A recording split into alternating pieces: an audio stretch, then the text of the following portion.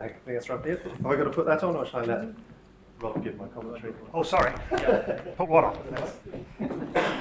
He probably has more interesting things to say about it than I have anyway. That's right. Okay. So I gave my title and I said what I'd like to talk about, and they put me in a fluid structure interaction session. So it's kind of fortuitous that Rod says maybe we don't need to worry about that. So I put on the end fluid biological wall interaction. In fact, this is the PhD work, or the conclusion of PhD work of Azamina Kazakidi, and in close collaboration our other supervisor of Peter Weinberg, also at Imperial College. Okay, so I'll try and justify the title as I move on. Go too far. Okay, my idea is I'll give a brief outline of where I think of the state of the art is. It depends on how many people in the audience come from the fluid mechanics community versus the electrophysiology community, but I'll review what the current thought is of how flow should go down side branches, and what I want to do is relate it to ideas about arterial disease. And the observation that comes very strongly from Peter Weinberg's work is the fact that disease patterns change over the course of time, that we're not just trying to match one shear stress pattern to one disease. These things tend to evolve. And really to have a look at the range of possibilities of shear stress patterns in terms of this study, we're going to look at this idealized models, which is the sort of main bulk of the presentation. Okay, so what do we think goes on when we go down a side branch? Here's a kind of textbook perspective. The idea is that if we were to just worry about the flow coming along this main block and going down this side branch, there'd be a squashing, if you like, of the fluid profile onto this outer wall, and so this is a region of high shear, and on the inside of the branch there's a sort of pulling out of the flow which makes a lower gradient at this point, so we get a region of low shear. Equally well, the flow that goes on straight down the pipe, it re-establishes this boundary layer, and there's another high shear region just downstream. So from Peter's point of view, this is the way he always likes to think of branches. There has to be high shear here and low shear here, and then depending on when you look on the inside, there may be a high or low shear. And one of the problems here, this is really just a two-dimensional view, and when we change these parameters, what we're going to see is we can get high and low shear wherever we want, and how does that actually match out with the idea of these diseases? So Peter's location for looking at disease is the intercostal artery. So if we take this descending aortic arch, we're going to look in these small vessels coming off the back of these branches. Now he's got this nice set of data. There's a type of patterns that he's interested in is in these young people, some data, some unpublished data by Bob Schroeter, that there's this kind of downstream triangle pattern. If then you look at a slightly older person, slightly younger than me, but older than that person, you've got this disease that tends to move to the side branches. You've got these two side branch patterns. If you kind of move up, I suppose, into my age group, then maybe there's this upstream streak pattern. And if you get to the more venerable people in the audience, there's another pattern that looks something like this, which I just referred to as volcano. I mean, anyway, I'm not sure there's discernible features at this stage. So we'll try and focus on these three earlier patterns to see if we can produce these type of shapes in our idealization. So it not only changes with an aging process, but there's also a change with species. So it's a lot of, I should mention, Peter's work and the data I'm going to show is in rabbits experiments. And I suppose early on, from what I gather historically, there was a bit of an ambiguity about using animal experiments, because it seemed like you would get this sort of patterns in the elderly humans and completely different patterns when they look at rabbits, because all animals are quite expensive experiments to do, so they tend to look at them a bit early in age. So they were actually seeing these early disease patterns. But if you take the animal and age it for longer, you see that you can reproduce this change in the disease pattern shape. Now, another very popular animal, just because its genetics properties, is look in the mouse. And so we can also ask the question whether the pattern looks different in a mouse. And in actual fact, the flow regime is very, very different, and you tend to get these much more symmetrical kind of circular type disease staining.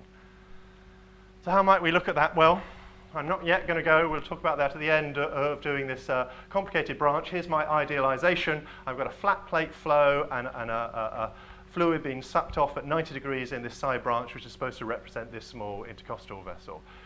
If I look at this at a steady state, I've only really got two parameters. One is the split of fluid coming along the top and going down the side branch, and the second one is the Reynolds number here. Now, what we're going to look at in a moment is these kind of shear stress patterns, which are just taken from, if you like, this top segment of around where that side branch takes place. And for the non-fluid mechanicians in the audience, I dug out this slide, which I usually show for the clinical collaborators on the definition of Reynolds numbers. This is Reynolds. This guy kind of looks like Reynolds, but he's not. He's the curator in Manchester. This is Reynolds' original experiment. What we want to change here is the ratio of the Reynolds number. We've got a number of parameters. In theory, we could change rho ud over mu. It represents the idea of inertial forces divided by viscous forces. Now, there's the horrible T word. If we change the flow rate in a straight tube, what can happen? You can go from a laminar flow, which is generally what we expect our physiological profile to look like.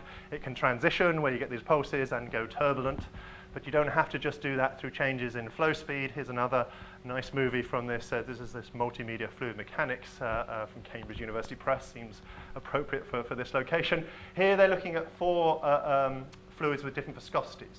So the jet coming in is coming exactly the same speed. The diameter of the jet is the same, but the fluid it enters, here we've got treacle up to something which is more like our water structure.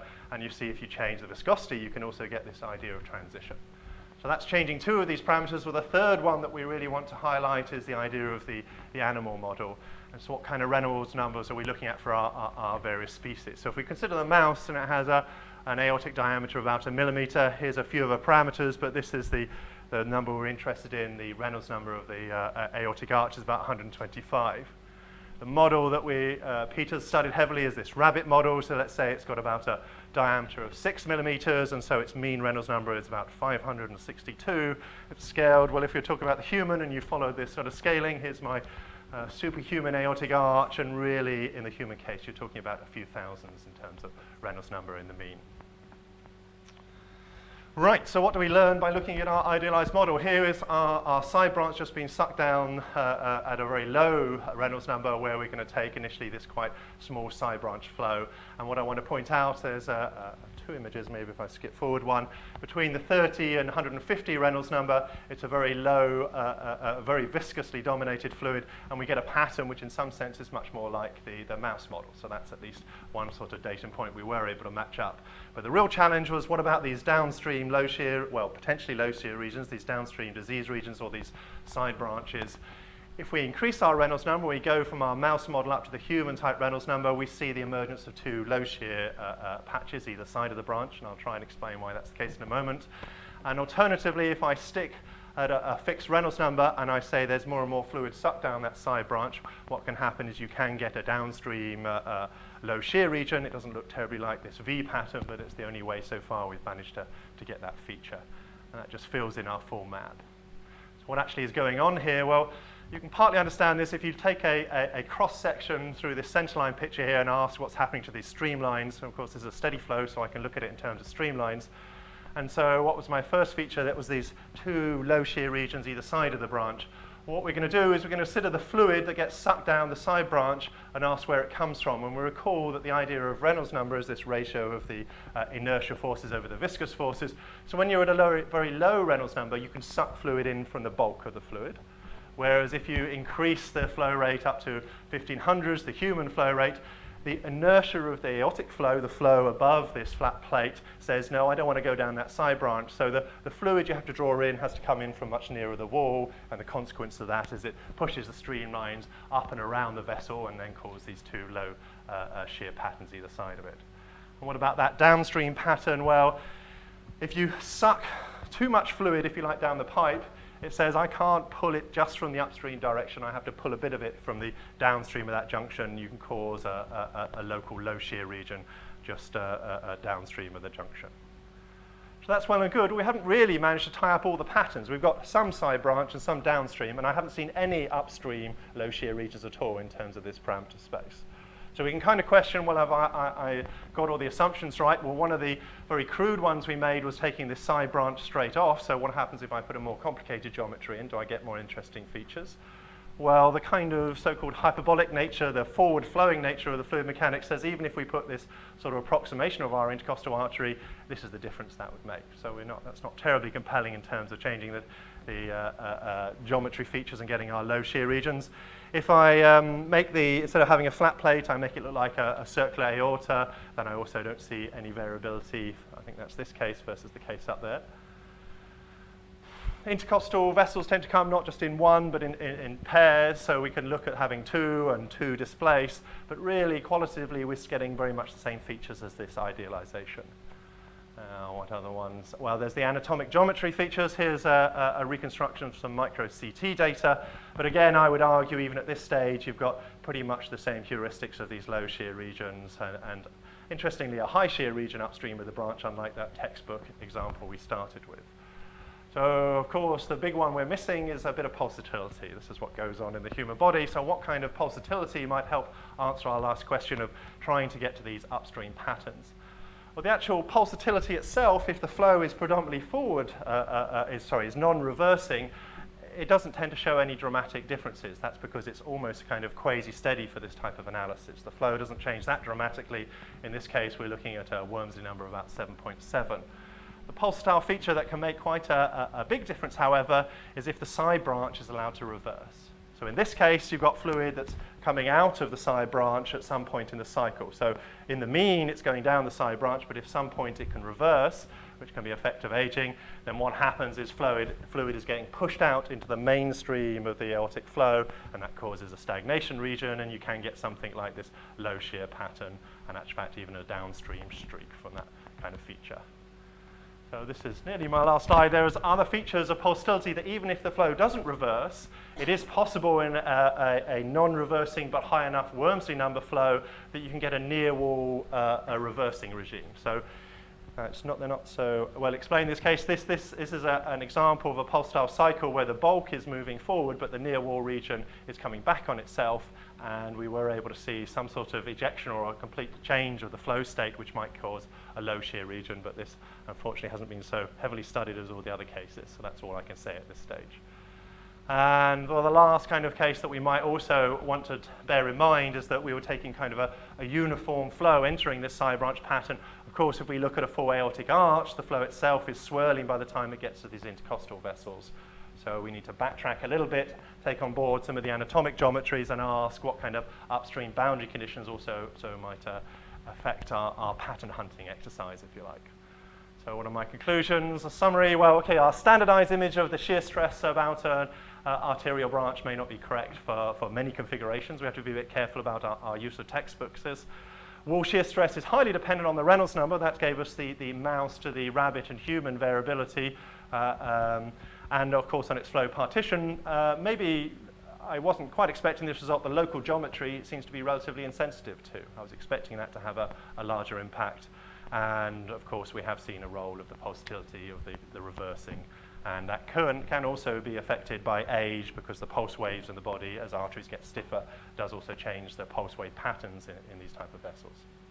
Okay, thank you for your attention.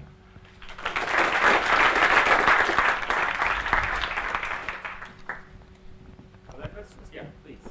Is there any actual evidence that there is that flow reverses in arteries of the magnitude of the intercostals?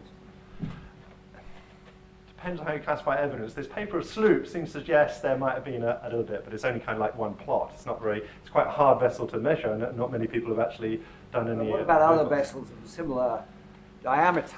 Yeah, I don't know that there are too many good examples. See how we chose the carotid or bigger vessels where there are lots of similar sort of bifurcations, then it was a bit easier. This one sort of comes off at 90 degrees, and there's the renal vessels, but I don't really consider those as that similar. So I'd say it's a bit up in the air. It has the properties of a hypothesis, this last point, rather than...